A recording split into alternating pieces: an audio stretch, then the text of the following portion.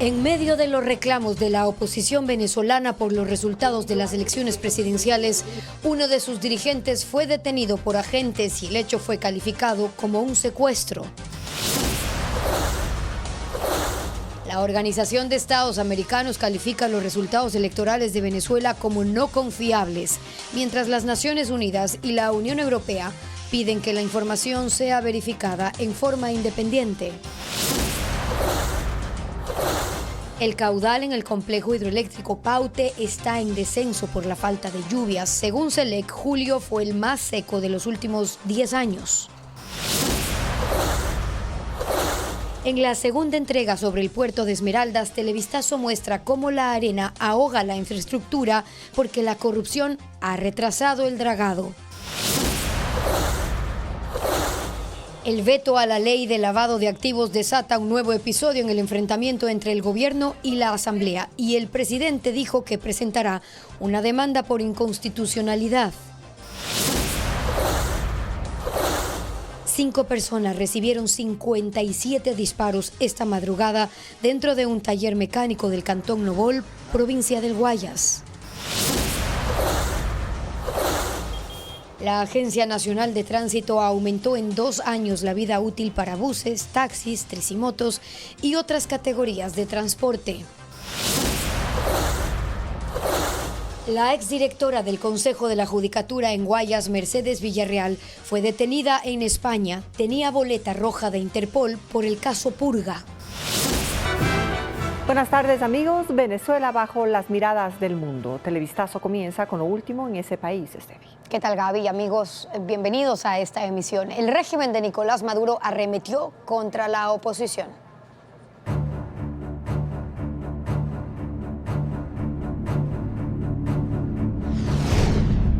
Venezuela, el robo del año.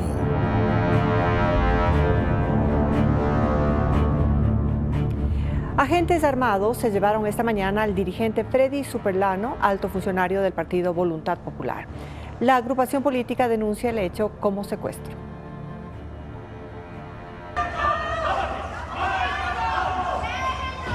Ocurrió a media mañana al pie del ingreso a una urbanización en Caracas. El vehículo en el que estaba el dirigente opositor Freddy Superlano fue bloqueado por otro, del que bajaron 5 agentes con uniformes oscuros y que portaban armas largas. Él y sus 2 acompañantes fueron sacados por la fuerza y obligados a subir a otro auto. Lanzaron sus teléfonos celulares, pero estos fueron recuperados por los agentes. Luego se los llevaron, no se sabe dónde, en medio de los gritos de protesta de vecinos que grababan la escena. Freddy Superlano es el coordinador político nacional del partido Voluntad Popular, al que pertenece el ahora exiliado dirigente Leopoldo López, que en su cuenta de X escribió: alerta, la dictadura acaba de secuestrar a Freddy Superlano. Le dispararon al vehículo, lo chocaron y lo secuestraron. Esta madrugada hablé con Freddy y les paso su mensaje. No hay miedo, abajo la dictadura, viva la libertad. El partido Voluntad Popular denunció una escalada represiva contra la oposición, sin que se conozcan por ahora los motivos de la detención del político, que en su momento participó también en las elecciones primarias en la búsqueda de un candidato que pueda derrotar a Nicolás Maduro. El fiscal general venezolano Tarek William Saab, en su intervención de hoy, no se refirió a este caso, pero insistió en acusar a otros dirigentes como María Corina Machado, por ejemplo, por el hackeo a los sistemas informáticos del Consejo Electoral, que supuestamente retrasó la emisión de resultados, y acusa a la oposición de auspiciar las protestas de la tarde y noche de ayer, por las que dijo que hay 749 detenidos contra quienes han emitido órdenes de prisión preventiva. La oposición venezolana convocó a una masiva concentración en Caracas para defender el triunfo de Edmundo González en las presidenciales. María Corina Machado dice tener las pruebas del fraude. El llamado para reunirse frente a la sede de Naciones Unidas en Caracas tiene la respuesta de miles de venezolanos que a esta hora esperan la llegada de la líder opositora María Corina Machado y del candidato Edmundo González, que ayer en la tarde confirmaron tener las pruebas de un triunfo arrollador de González en las elecciones del domingo. Que tenemos el 73.20% de las actas. Anunciaron que las actas que muestran que González tuvo más de 6 millones de votos contra 2 millones de Nicolás Maduro iban a ser colgadas en un portal web al que todos tendrían acceso desde la noche, pero la página ha permanecido caída sin que se pueda acceder a tal información. Mientras que el Consejo Electoral de Venezuela proclamó a Nicolás Maduro como presidente reelecto con el 51.2% de los votos, sin que tampoco hayan mostrado una sola acta. Su página web nunca estuvo disponible. Una situación que aumenta la tensión política y social en Venezuela. Miles de venezolanos salieron a las calles para rechazar los resultados y destruyeron 5 estatuas del fallecido Hugo Chávez. Nicolás Maduro denuncia un intento de golpe de Estado. Las masivas protestas en Venezuela tomaron un giro simbólico cuando manifestantes enardecidos empezaron a quemar las vallas publicitarias con el rostro de Nicolás Maduro y luego destruyeron las estatuas del expresidente Hugo Chávez.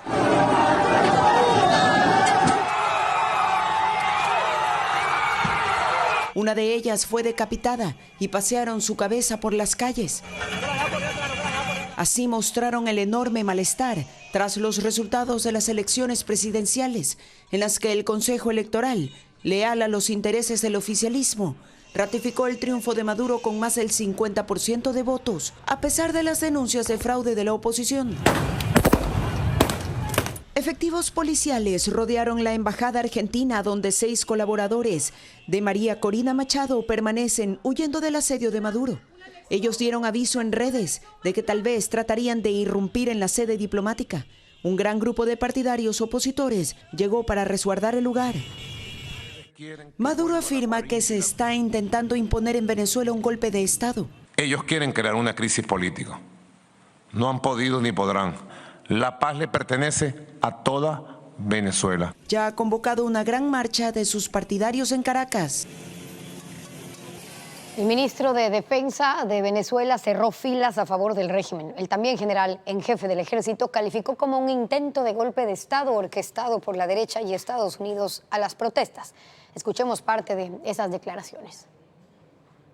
Un golpe de Estado fraguado nuevamente por estos factores fascistas de la derecha extremista, apoyado por supuesto por los factores imperiales, el imperialismo norteamericano y sus aliados y sus lacayos y cipayos.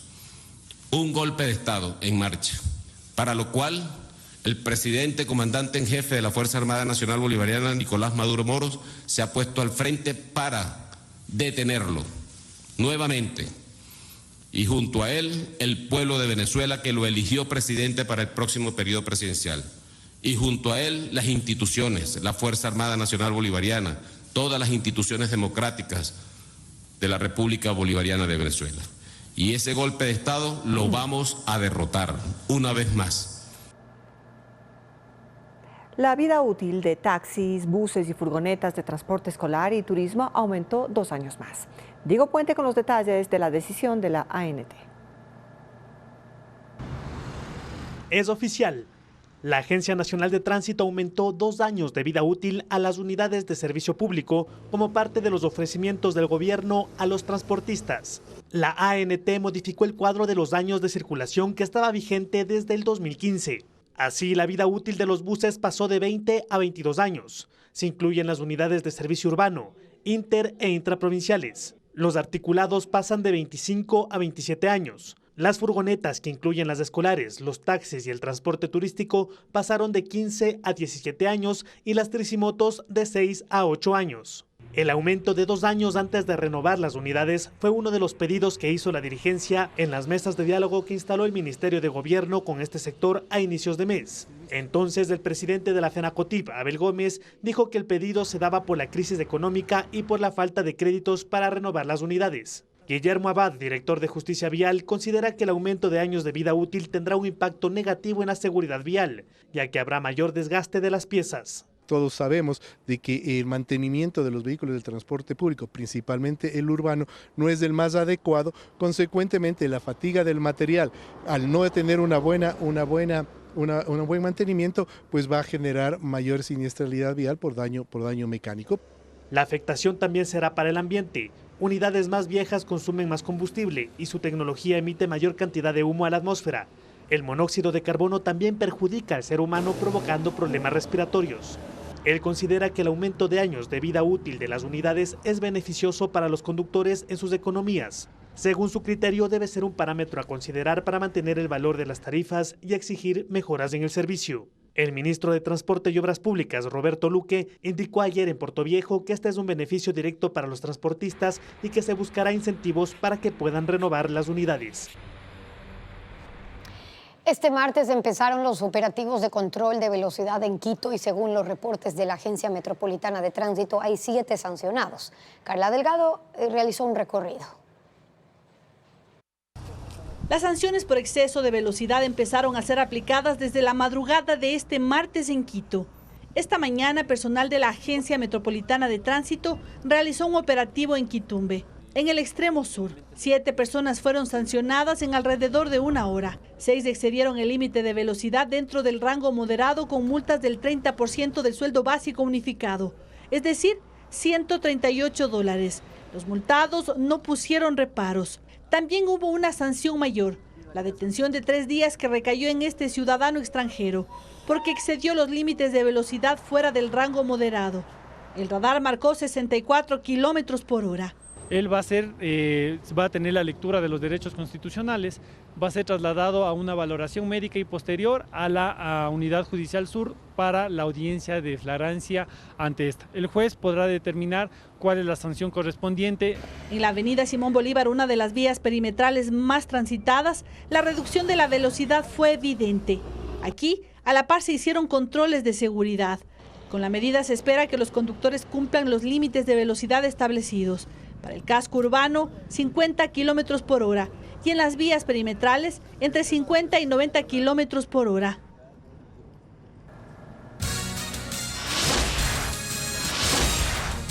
La exdirectora de la Judicatura en Guayas, Mercedes Villarreal, fue detenida en España por el caso Purga. ¿Cuándo será extraditada? Entérese luego de la pausa.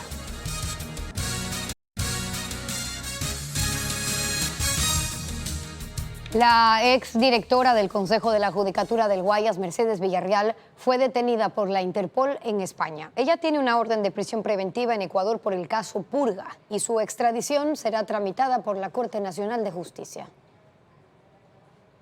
Una de las colaboradoras de Pablo Muentes en la estructura de delincuencia organizada del caso Purga fue capturada en España.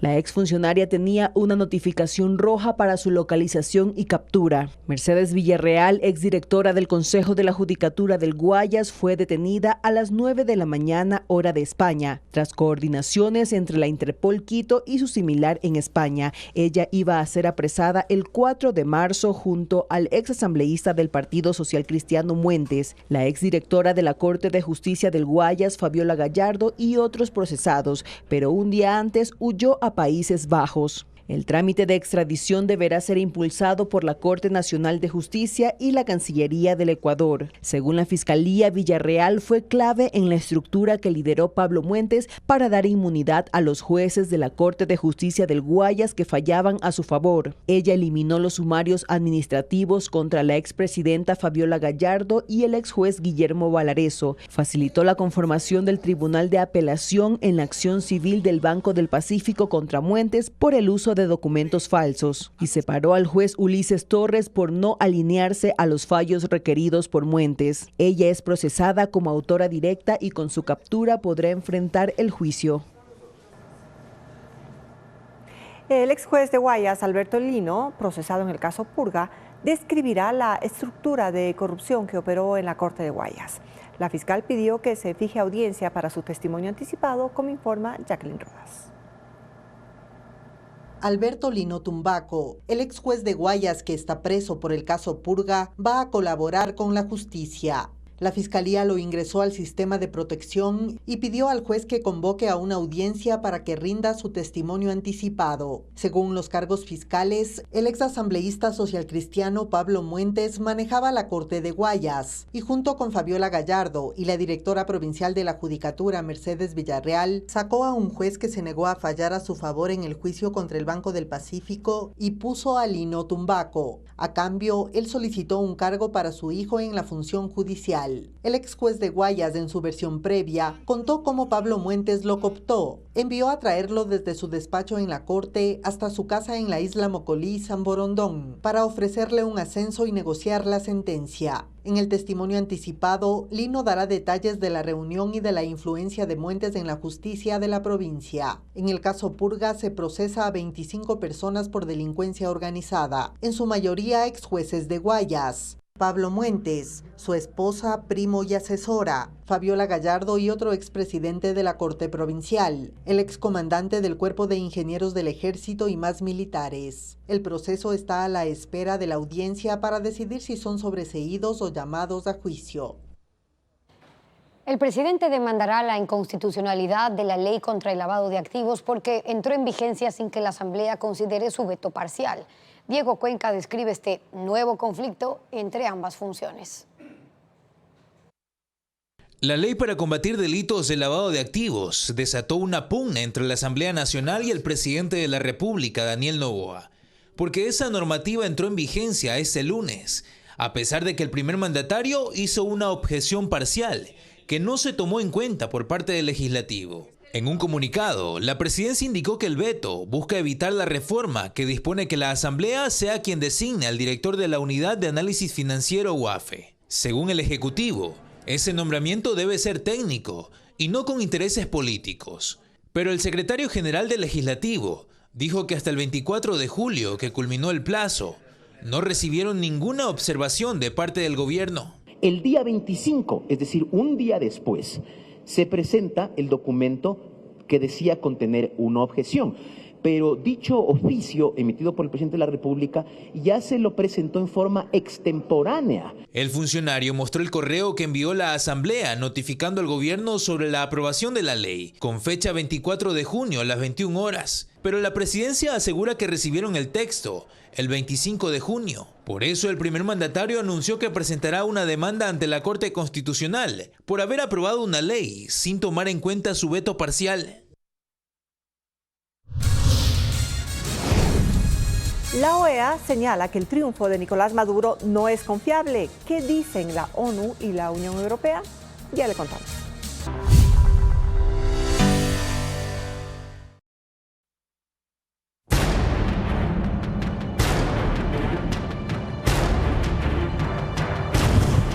Esmeraldas, el puerto fantasma. ¿Por qué el puerto de Esmeraldas dejó de operar y se convirtió en fantasma? La principal causa es un enorme banco de sedimentos de arena que impide la llegada de barcos. El dragado no se ejecutó por un desvío de recursos, según la Contraloría. Veamos esta segunda entrega con Hernán Higuera. Hasta el año 2010, el puerto de Esmeraldas generaba entre 12 y 15 millones de dólares anuales, mientras estuvo concesionado al consorcio Puerto Nuevo Millennium, que debía tenerlo durante 25 años. Decisiones políticas del gobierno de Rafael Correa volvieron el puerto a la administración pública. Y en cuestión de 4 años, dice el actual gerente de Autoridad Portuaria, se dieron cuenta de que no había inversión, tampoco modernización, y el declive del puerto tiene entonces origen en el manejo político. El puerto empezó a perder clientes y generar pérdidas. De ahí pues viene la debacle, ¿no? Los descensos de movimiento de carga y los indicadores principales que usted puede ver para analizar y catalogar un puerto son los rendimientos de carga, ¿no? y la presencia de los buques, ¿no? El tráfico de buques. Nadie se dio cuenta en aquella época de los fines oscuros que ocultaba esta evolución del puerto al pueblo, y este es el resultado: tener un puerto subutilizado, un puerto que, siendo el mejor ubicado geográficamente, estratégicamente, con uno de los mejores calados a nivel nacional, una de las mejores entradas, hoy por hoy no es utilizado.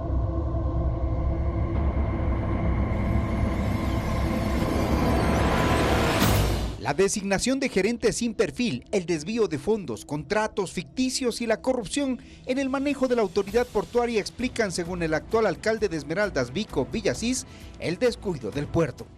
Es que Esmeraldas a veces pareciera que no perteneciéramos al Ecuador.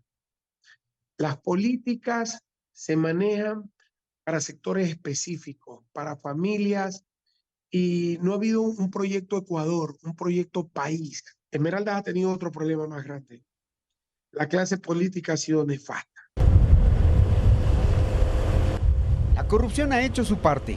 Según la Contraloría General del Estado, desde el 2011 hasta la fecha, se han firmado 6 contratos para dragar el puerto comercial y el puerto pesquero. Y como se ve, el problema está intacto. Las lanchas y canoas deben sortear el banco de arena para entrar y salir.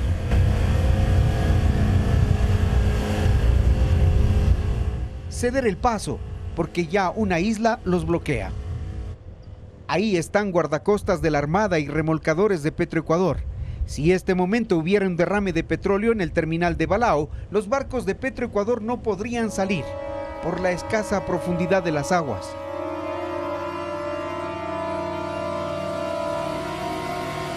Uno de los últimos contratos para el dragado de sedimentos se firmó en el 2022 y fue por $1.470.000. La empresa Savi Macol, contratada de forma directa y por emergencia, debía dragar 230.000 metros cúbicos de sedimentos.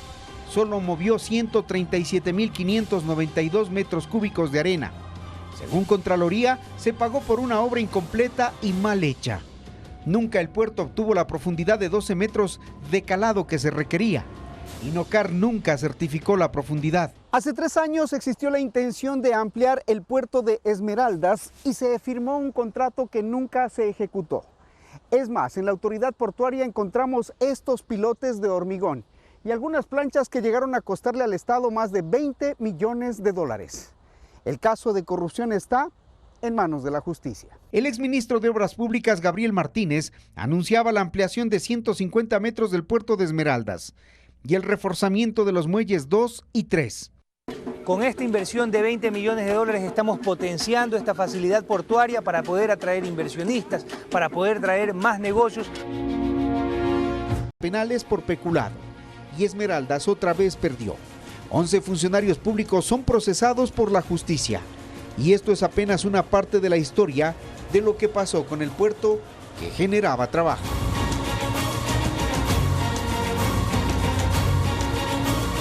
En la tercera entrega en Televistazo Estelar mostraremos por qué el puerto de Esmeraldas tiene 2 ventajas excepcionales en el país y que sí hay posibilidades de recuperarlo.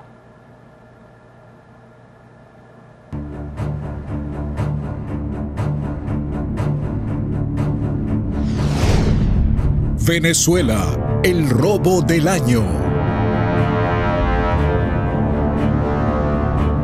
Los resultados divulgados en Venezuela y la crisis política y social generan reacciones en el continente y el pronunciamiento de organismos internacionales. La OEA señala que el triunfo de Nicolás Maduro no es confiable ni merece reconocimiento democrático. Aunque la reunión del Consejo Permanente de la Organización de Estados Americanos está prevista para este miércoles, desde la oficina del secretario general se emitió ya un informe que corresponde al Departamento de Cooperación y Observación Electoral. Es un documento de 23 páginas que señala que en las circunstancias actuales los resultados electorales de Venezuela no merecen confianza ni deben recibir reconocimiento democrático. Este informe identifica una estrategia coordinada para vulnerar la integridad del proceso electoral, buscando inclinar la balanza a favor del oficialismo, y detalla todas las inconsistencias e irregularidades que se presentaron durante el proceso, las cuales, según el informe, contravienen el acuerdo sobre la promoción de derechos políticos y garantías electorales que suscribieron el gobierno y la oposición en Barbados en octubre del 2023. Por otra parte, agencias y medios internacionales reportan que para esta tarde está previsto un diálogo telefónico entre los presidentes Joe Biden y Lula da Silva para discutir la situación de Venezuela. Paralelamente, los gobiernos de Brasil, México y Colombia están en conversaciones para publicar una declaración conjunta exigiendo que Venezuela cuente todos los votos y publique los registros de cada distrito electoral. Hasta ahora, las 3 naciones han emitido comunicados en ese sentido, pero por separado. Pedidos similares realizaron la Unión Europea y las Naciones Unidas. Sostienen que los resultados presentados por el gobierno venezolano deben ser verificados. La expulsión de Venezuela de las misiones diplomáticas de 7 países que rechazaron los resultados electorales genera reacciones distintas. Perú, en correspondencia, dio 72 horas para que se retiren los diplomáticos venezolanos de su territorio.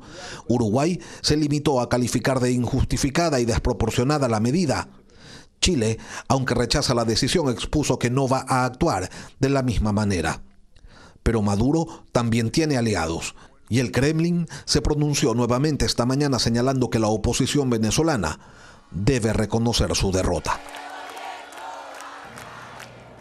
La Asamblea Nacional dio paso al cambio en el orden del día para debatir una resolución que rechaza los resultados de las elecciones en Venezuela. Adriana Bermeo muestra las posturas de las bancadas. Los votos de ADN, Construye y el Partido Social Cristiano, 79 en total, dieron paso al cambio del orden del día para que el Pleno debata esta tarde la moción que planteó el oficialismo: rechazar de manera enérgica las elecciones presidenciales fraudulentas, represivas y engañosas en Venezuela que han dado como resultado ganador a Nicolás Maduro. Este lunes, el presidente Daniel Noboa ya se pronunció en contra de los resultados de estas elecciones en una publicación de X. Lo mismo hizo el Partido Social Cristiano, que emitió un comunicado condenando la falta de transparencia y legitimidad. Es de conocimiento público que los asambleístas de la Revolución Ciudadana se encontraban en el país de Venezuela respaldando las elecciones que, como digo, no lo decimos nosotros. La Organización de Estados Americanos ha evidenciado a través de sus informes que fueron manipuladas, que sufrió de ilegalidades, vicios y malas prácticas. La jefa de bancada del oficialismo, Valentina Centeno, se refiere a la asambleísta de la Revolución Ciudadana, Mónica Palacios, que en su cuenta de X publicó que está en Venezuela y que fue invitada como veedora internacional del proceso electoral. No sería la única legisladora. ADN está elaborando una lista con los nombres de otros asambleístas que publicará en las próximas horas. Esto ocurrió mientras que el régimen chavista negó a la asambleísta de Construye, Ana Galarza, el ingreso a Venezuela. El viernes pasado, ella viajó por invitación del partido que lidera María Corina Machado. A los que sí les dejaron ingresar fueron a los veedores afines al fraude electoral, aquellos que llegaban a Venezuela con la única consigna de avalar el fraude electoral, porque es un régimen que tiene mucho que perder, porque no es solamente una dictadura, es una narcodictadura. La Revolución Ciudadana no se ha pronunciado sobre el proceso electoral en Venezuela, pero esta mañana se abstuvo y votó en contra de la resolución del oficialismo. Pachacutic también se abstuvo y a esta hora mantiene una reunión sobre cuál será su posición en el debate de esta tarde.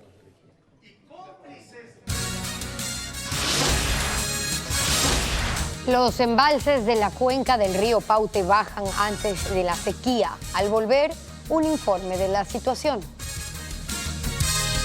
Desde que empiece la sequía, los niveles de los embalses de la cuenca del Paute van bajando y esto preocupa a las autoridades. Francisco Garcés describe la situación. La sequía debía llegar a la cuenca del Paute en septiembre, según las estimaciones de los técnicos. Pese a ello, un mes y medio antes, el caudal del río Paute empezó a reducirse y los embalses de las hidroeléctricas de ese río ya empezaron a bajar sus niveles. La situación preocupa a las autoridades del sector eléctrico, que prevén que el estiaje de este año será más intenso que el del año pasado, que obligó a racionar la electricidad del país. La reducción del caudal de la cuenca del río Paute empezó desde el 13 de julio, cuando se registraron 352 metros cúbicos por segundo. Este martes fue el promedio más bajo del mes, con 50 metros cúbicos por segundo. Ese caudal no es suficiente para mantener estables los embalses de Amalusa y Mazar. El de Amalusa alimenta a la central Paute Molino de 1.100 megavatios. El 15 de julio el nivel de ese embalse era de 1.989 metros sobre el nivel del mar y este martes se redujo a 1.984 metros, apenas 9 por sobre su mínimo. El nivel de ese embalse depende de la central hidroeléctrica Mazar, que se encuentra a 20 kilómetros río arriba y produce el reservorio de agua más grande del país. La preocupación es que en ese embalse en julio el promedio de ingreso de agua fue de 54 metros cúbicos por segundo, la mitad de lo que fue el mismo mes del año pasado. Para ahorrar agua, los técnicos aplican el plan de administración del embalse haciendo que esa hidroeléctrica produzca la menor cantidad del tiempo posible. Desde la segunda semana de julio genera solo entre 10 y 11 horas al día. Las previsiones del Ministerio de Energía no son alentadoras. Ahí los técnicos temen que los caudales se reduzcan paulatinamente en las próximas semanas, tomando en cuenta que en la última década no se había registrado un julio tan seco. El gobierno crea una nueva plataforma digital para recibir las denuncias ciudadanas de 95 instituciones públicas. Además, el Ministerio de Trabajo alerta sobre una nueva modalidad de estafa mediante WhatsApp. Valeria Navarro amplía estos y otros servicios. Las quejas por incumplimiento de horarios en la atención ciudadana y las denuncias por trámites represados en las instituciones públicas del Estado se podrán presentar en la plataforma contactociudadano.gov.es. Con esta iniciativa, el gobierno busca dar una solución a los usuarios y mejorar la calidad del servicio público. Las personas podrán adjuntar en sus denuncias fotografías, audios, videos y documentación digitalizada. También podrán hacer preguntas y solicitudes de información. Este miércoles vence el plazo para acogerse a la remisión de intereses, multas y recargos. El Servicio de Rentas Internas informó que no habrá una prórroga. El beneficio aplica para obligaciones tributarias pendientes generadas hasta el 31 de diciembre de 2023, como pago de impuestos vehiculares, entre otros. Una nueva modalidad de estafa que se difunde en la mensajería WhatsApp es alertada por el Ministerio de Trabajo. El mensaje dice que los trabajadores que estuvieron empleados desde 1990 a 2024 tienen derecho a recibir un beneficio de $250 por parte de la cartera de Estado y piden a las personas ingresar a un link para verificar su nombre en una supuesta lista. Esta modalidad es usada para robar información de los usuarios. El Ministerio de Trabajo enfatiza que no realiza este tipo de campañas y que tampoco se ofertan plazas de empleo bajo este mecanismo. En Petrillo, Guayas, 5 personas fueron asesinadas en un taller que, según la policía, era utilizado para contaminar tráileres con droga. Mientras en Esmeraldas, los militares hallaron un semisumergible que iba a ser usado para el narcotráfico.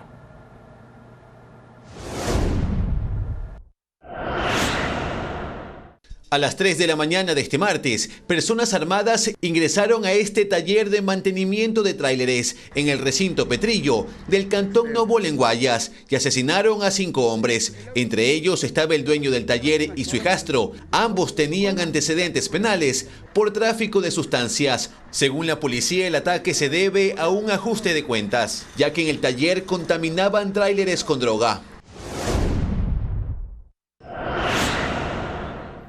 Al ingreso del cantón El Guabo en El Oro, 3 personas fueron asesinadas a tiros mientras viajaban en una furgoneta de transporte público. Según la policía, 2 vehículos la interceptaron. Su objetivo era una pareja que viajaba desde Guayaquil, pero las balas también alcanzaron a una mujer que estaba en la furgoneta. Los agentes la calificaron como víctima colateral. En cambio, vinculó a la pareja con los lobos. Las Fuerzas Armadas informaron que durante operativos fluviales en el cantón Eloy Alfaro, en Esmeraldas, hallaron un astillero improvisado en medio del manglar, donde construían un semisumergible. La embarcación tenía un 90% de avance. Sospechaban que iba a ser utilizado para llevar droga hacia otros países.